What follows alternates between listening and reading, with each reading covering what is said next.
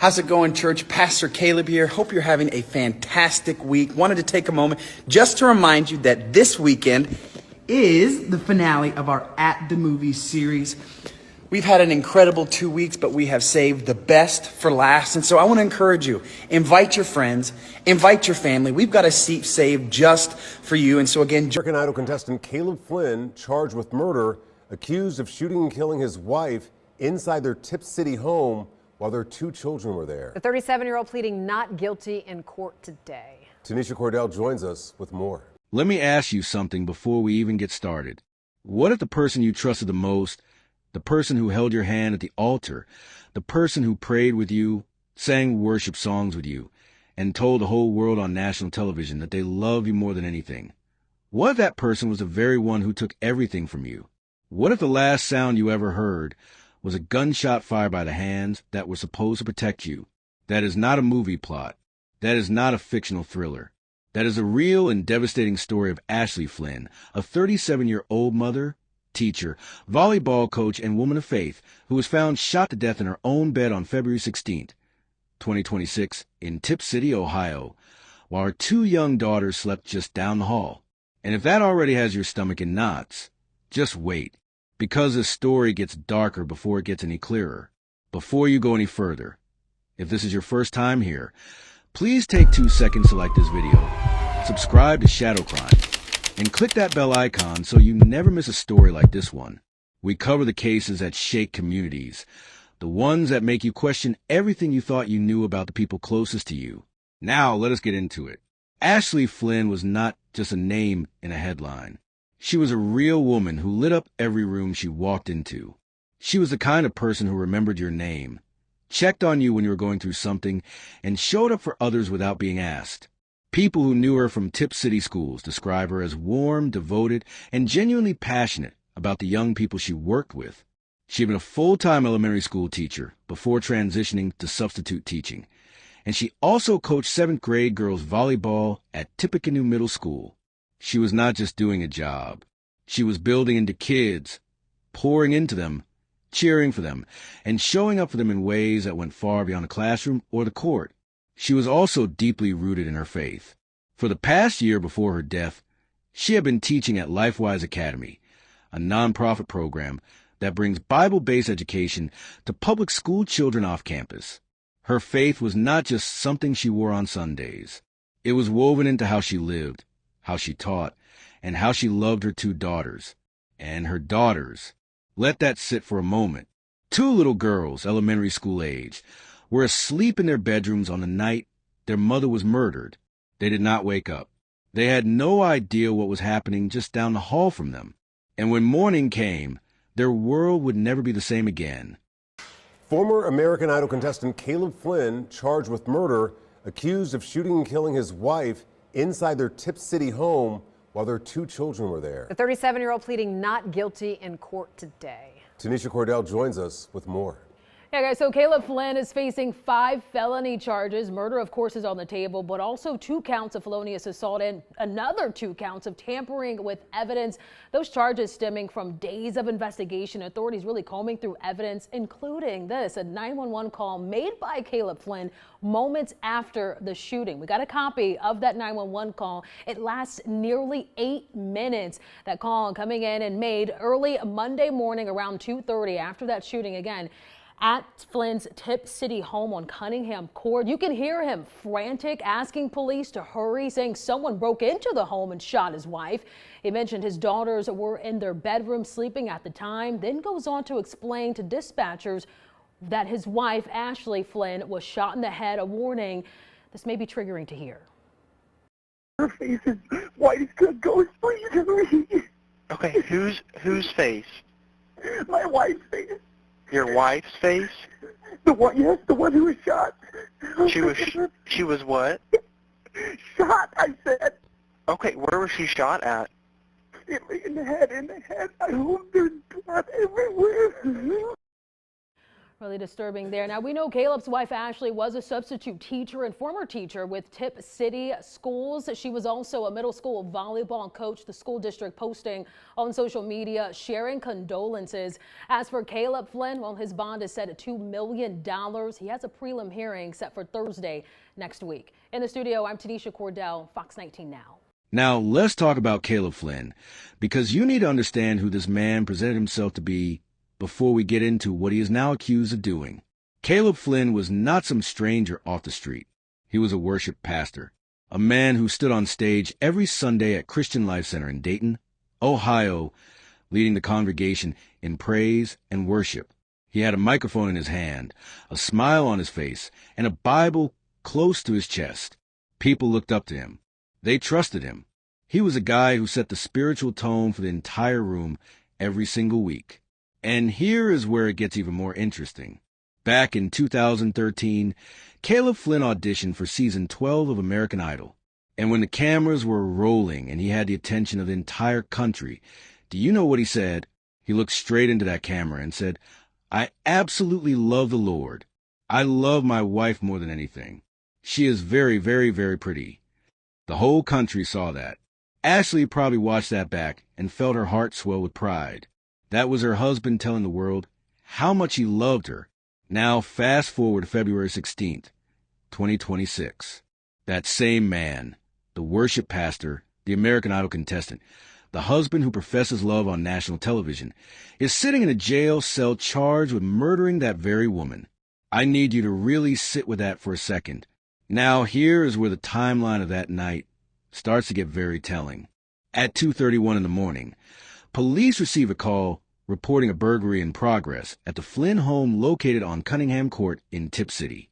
When officers arrived, they found Ashley Flynn in the master bedroom, shot at least once in the head. 2 shell casings were found on the floor near the foot of the bed. She was pronounced dead at the scene. The couple's 2 daughters were still asleep in their rooms. The dogs were in the house, and Caleb Flynn was right there. Now, Caleb had told police that someone had broken into home through the side door of the garage. That was his story. An intruder came in, shot his wife, and disappeared into the night. He even called 911 and played the role of a terrified, grieving husband. On that call, you can hear him saying, "Somebody broke into my home. Somebody broke in my home and shot my wife. She's got 2 shots in her head.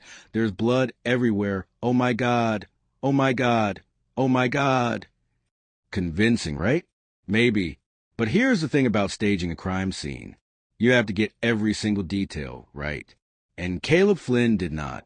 Because when investigators looked at that side door, he claimed the intruder used to enter the house. There was a large refrigerator pushed right up against it. So tell me, how exactly did an intruder get through a door that had a refrigerator blocking it? 1 week later, Tipp City is still grieving the loss of 37-year-old Ashley Flynn. The local teacher and coach leaves behind 2 children as investigators continue their work. Although there are no new developments in the investigation tonight, the community is still finding ways to show up for Ashley's family. 2 News reporter Morgan Anderson joins us live in Tipp City on how people are turning their grief into support. Lauren, Kayla, from local fundraisers to a message that's now spread across the country. Live like Ashley. Despite the heartbreak that the family and community is feeling, friends, community members, and even strangers are finding ways to show the family that they are not alone. A GoFundMe started by Ashley's close friends is circulating online to support Ashley's 2 children. As of right now, it's raised over $115,000. Its initial goal was $50K. Plus, over the weekend, Red Devil's Pizza and Deli in Tipp City held a benefit where lines went out the door. People from all over ordered food from the local restaurant. They raised over $4,000 that went to the family. And likewise, one local woman is making T-shirts, donating 20% of her sales to the GoFundMe. The shirts are red with the words "Live Like Ashley" printed across them. 2 News spoke with Sarah Kaler, the woman behind the shirts. She says despite the heartbreak, it's been incredible to see the community come together. It does get emotional. I just I'm so thankful to just be able to help the girls out, even in this small little way. Sarah says that so far, as of last night, over 250 items have been sold, making that over $1,100 that will be donated to the family. And of course, she tells 2 News that she will be donating more than that promised amount she initially set. Now, the suspect in this entire case, which is Caleb Flynn, Ashley's husband, he's due back in court this Thursday for a preliminary hearing. In Tipp City, Morgan Anderson, 2 News. That refrigerator detail. Right there is what we call a crack in the story. And once investigators found that first crack, everything else started to crumble fast. See, when you stage a crime scene, you're essentially betting that law enforcement will take your word for it and chase a ghost. Caleb Flynn needed police to believe that some unknown intruder broke into their home in the middle of the night, shot his wife, and vanished without a trace. And for a few hours, maybe that plan seemed to be working. He cooperated with police. He voluntarily went to the station around 4:30 in the morning to speak with detectives after Ashley's mother arrived to take the girls. He sat down with investigators and played the role of a man in shock, a man who had just lost his wife to a random act of violence. But investigators are trained for exactly this. They are trained to look past the tears and the trembling voice and ask the questions that matter. And the questions they were asking were pointing in one very uncomfortable direction, because it was not just the refrigerator blocking the door. It was also the gun. Caleb told police he kept his 9mm handgun in the center console of his 2024 Ford pickup truck, which was parked in the garage. And when investigators checked that console, it was open. Now think about that. If an intruder broke in, found the truck, opened the console, took the gun, walked into master bedroom, shot Ashley twice, and then disappeared without waking the children or the dogs, that would be one of the most calculated and silent home invasions in history. And there would be absolutely no motive, no robbery, nothing taken. Just a woman shot dead in her bed. That story was never adding up. And then came the text messages. Now this is the part of the story that is going to make your jaw drop, if it has not already. According to alleged leaked court documents and information that has been circulating from the investigation, at 12:42 in the morning on February 16th, roughly less than 2 hours before police received that 911 call, Caleb Flynn allegedly sent a text message to a woman that said, "It is almost done." Read that again. "It is almost done." Sent at 12:42 in the morning, 2 hours before his wife was found dead. And who was this woman he was texting? According to information that has been widely shared online, though not yet officially confirmed by authorities, she was a 23-year-old worship leader at the very same church where Caleb served as a pastor. Her name has been identified across social media as a Legabotner, the same church, the same stage, the same congregation that trusted both of them. So while Ashley Flynn was home with her daughters, believing she was in a marriage built on faith, her husband was allegedly conducting an affair with a woman he stood beside on the worship stage every single week. And you want to know what makes this even harder to process? Ashley Flynn may have known something was wrong. Reports suggest she had sent a message herself saying, "I cannot do this anymore," which points to the very real and heartbreaking possibility that she was aware her marriage was falling apart and was trying to figure out what to do next. She never got the chance to figure out. Court is now in session with the Honorable Judge Samuel Hubbard presiding. You may be seated. All right, this is case 26 CRA 285, Caleb C. Flynn. Mr. Flynn, you have several charges here. Count 1 is a murder charge, is a felony of the first degree. Count 2 is 2 and 3 are both felonious assault charges, second degree felonies. Count 4 is tampering with evidence, a third degree felony, and that's count 4. Count 5 is tampering with evidence, a third degree felony. Mr. Falker? Your Honor, Mr. Flynn would tender pleas of not guilty and would ask for this matter to be scheduled for a preliminary hearing. Mr. Flynn is residing in Tipp City. He doesn't own a commercial flooring company. He is not on probation for community control. He has no other charges pending against him and has no criminal history. We would ask the court to establish reasonable bonds. Mr. Flynn, we're going to set your case for a preliminary hearing for next week on February 26th at 1 p.m. You do have the right to have an attorney to represent you. If you cannot afford one, you can apply to the public defender's office and they'll determine if you're eligible for a court-appointed attorney. Do you understand all of that? Yes, sir. Is there anything you'd like to say to the court with regards to a bond in this case? I'm so sorry you cut out there. Is there anything you'd like to tell the court with respect to bond in this case? I don't really understand that, so no, okay. sir. So the court has to establish a bond, sir, to ensure that your appearance, okay? So the court will establish a bond, and you have the right to tell me, hey, I'm not a flight risk, I am a flight risk, or anything of that nature. Is there anything you would want to tell me about that? Sir, I just want to take care of my daughters. I'm not at risk. I understand. Okay. Yes, sir. Well, the court is going to order a $2 million blanket bond in this case, covering all of your charges. Should you post bond in this case, the court will order that you be on pretrial services electronically monitored house arrest. Furthermore, the court will order that you will have no contact whatsoever, directly or indirectly through a third party, with. You are not permitted to speak to them in any way, shape, or form. That includes electronic communications. You are not allowed to communicate through family members whatsoever. Do you understand all of that? Yes, sir. Okay. Thank you. We're adjourned. Thank you, sir. On February 19th, 3 days after Ashley Flynn was found shot dead in her bed, Caleb Flynn was arrested. And just like that, the grieving husband became the accused murderer. He was charged with murder, 2 counts of felonious assault with a deadly weapon, and 2 counts of tamper with evidence. The tampering with evidence charge alone tells you everything you need to know. It confirms what investigators believed from the very beginning, that the crime scene was not what it was presented to be, that someone had deliberately tried to mislead law enforcement, that someone had a plan. At his video arraignment on February 20th, Caleb Flynn appeared on screen from Miami County Jail.